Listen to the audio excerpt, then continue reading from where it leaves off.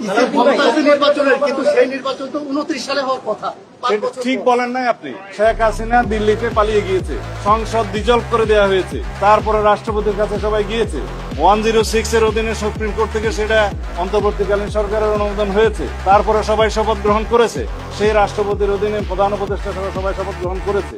106 আর্টিকেলে সবকিছু বলা আছে, যে সমস্ত বিধান সংবিধানের অ্যাব্রোগেটেড হয়ে যাওয়ার কথা সেটা যাতে না হয়, বৈধতা থাকে, সেই জন্যই সুপ্রিম কোর্ট 106 অনুসারে মতামত দিয়েছে।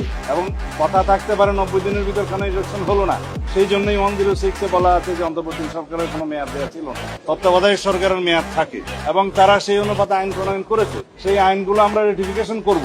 সংবিধানের 4th তফসিলে সেইগুলো রেটিফিকেশন দেওয়া হবে, ধারণ করা হবে। এই সরকারের, অন্তর্বর্তীকালীন সরকারের সমস্ত কর্মকাণ্ডকে, এগুলোকে বৈধতা দেওয়া হবে। তার মধ্য দিয়ে সবকিছুই লেজিটিমেসি পাবে, আশা করি সবাই বুঝেছে।